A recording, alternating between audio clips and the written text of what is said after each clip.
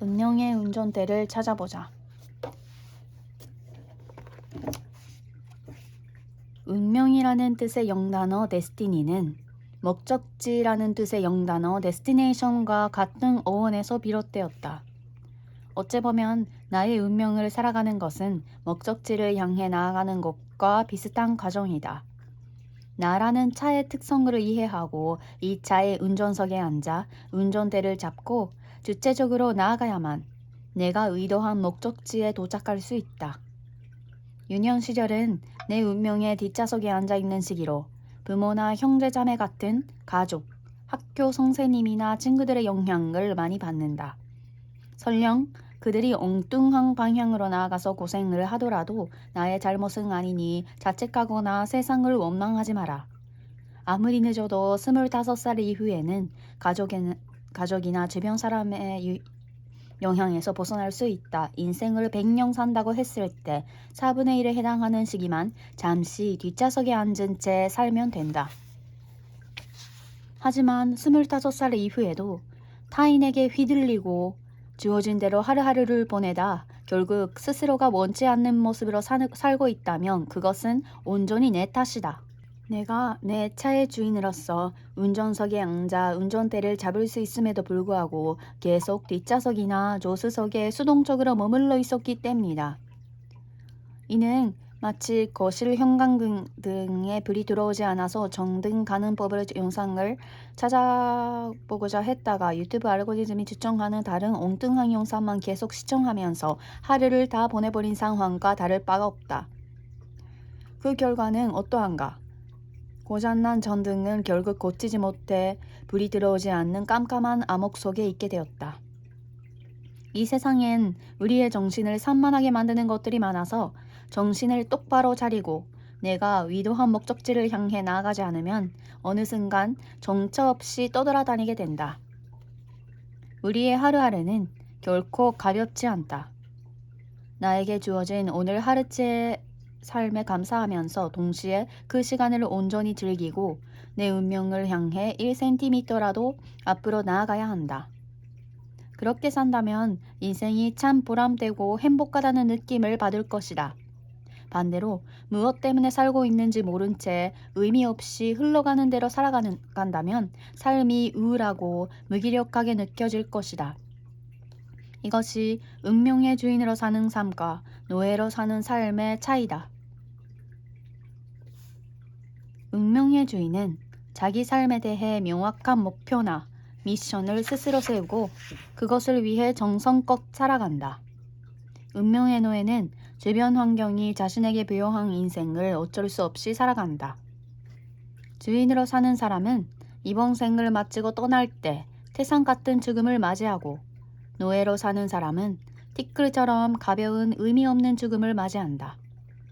너무 비장하게 들릴지 모르겠지만 그만큼 이번 생을 살아가는 일을 진지하게 받아들이고 정성껏 살아야 한다. 그렇다면 내 운명의 목적지는 어떻게 찾을 것인가? 나는 타로 마스터라는 직업으로 활동하고 있다. 이 일은 아직까지 사회적으로 대우받거나 사람들이 선망하는 직업은 아니다.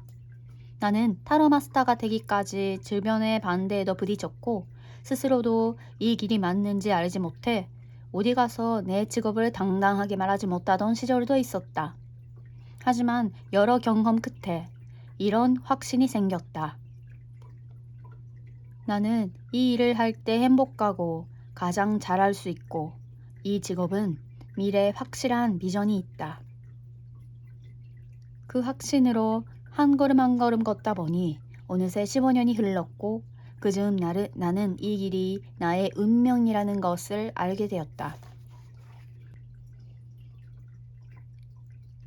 예수님은 33살에 십자가를 지셨다.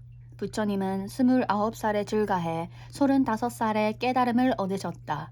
그리고 점성학에서는 35살이 되어야 자신의 미션을 알 수 있다고 말한다. 하루아침에 자기 운명을 잡는 것은 불가능하다. 어린 시절에 일찍 찾을 수 있는 것도 아니다. 인생을 어느 정도는 살아본 후에라야, 즉 30대 중반 정도는 되어야 자기 운명이 무엇인지 찾을 수 있다. 나는 아이돌이나 유튜버 등으로서 20대에 이미 부와 명예를 얻은 일도 많이 상담해 보았는데 그들 역시 자신의 진로와 미래에 확신이 부족해 진지하게 고민하고 있었다. 30대 중반이 넘었는데도 여전히 자신의 목적지를 찾지 못했다고 해서 좌절할 필요도 없다.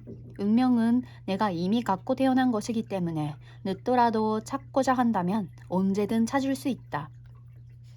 주인이 없는 집에서는 노예들이 주인 행세를 하지만 주인이 집에 돌아오면 바로 정리가 된다. 이제 내 운명의 목적지를 찾아보자. 단기간의 목적지든 장기간의 목적지든 중요하지 않다. 목적지의 예를 들자면 이렇다. 나는 예술로 사람들을 치유하는 사람이 될 거야. 나는 전 세계 곳곳을 여행하고 최대한 즐길 거야. 나는 책을 통해 사람들에게 영감을 줄 거야. 여기서 중요한 것은 주변 사람이나 환경의 영향을 받지 않고 내가 진정으로 원하는 것을 토대로 찾은 목적지여야 한다. 이런 질문도 생길 수 있다. 힘들게 목적지에 도착했는데 내가 생각한 곳과 다르다면 어떻게 할까? 답은 간단하다. 기존의 목적지를 수정해서 새로운 목적지를 찾아가면 된다. 그것이 목적지 없이 떠들며 사는 삶보다 훨씬 더 발전하고 보람된 삶이다. 나중에 목적지를 수정하게 되더라도 지금 한번 내가 도착하고 싶은 목적지를 정리해보자. 자주 쓰는 수첩이나 다이어리가 있다면 꺼내어서 맨 뒷장을 펼치자. 깨끗한 A4 용지도 괜찮다. 뭐든 적을 수만 있으면 된다. 밤 11시에서 새벽 1시 사이 누구의 방해도 받지 않는 장소에 자리를 잡는다. 그리고 다음 3가지 질문에 답해보자. 첫째, 나는 3개월 후에 어떤 모습이 되고 싶은가? 둘째, 나는 1년 후에 어떤 모습이 되고 싶은가? 셋째, 나는 10년 후에 어떤 삶을 살고 싶은가? 3가지 질문에 대한 생각이 한 번에 정리되지 않을 수 있다. 그렇다면 순간순간 떠오르는 이미지나 아이디어를 빠짐없이 정리해 적어본다. 적다 보면 정리가 되고 결론에 도달하게 된다. 다 적었다면 우선 당신이 향할 목적지는 결정되었다. 이제 목적지까지 빠르고 편하고 안전하게 갈 방법을 찾으면 된다. 제1장에서 나라는 차에 대해 알아보았다면 이제부터는 본격적으로 운전을 시작할 것이다. 제2장에서는 이 도로의 규칙을, 제3장에서는 잘될 운명으로 가는 가속 페달을, 제4장에서는 안 될 운명을 멈추게 할 브레이크를 밟는 방법을 알아볼 것이다. 제5장에서는 도로의 상황을 예측하고 이에 따라 방향을 바꾸는 방법을, 제6장에서 그런 순간에 선택하는 타이밍에 관해 알아볼 것이다.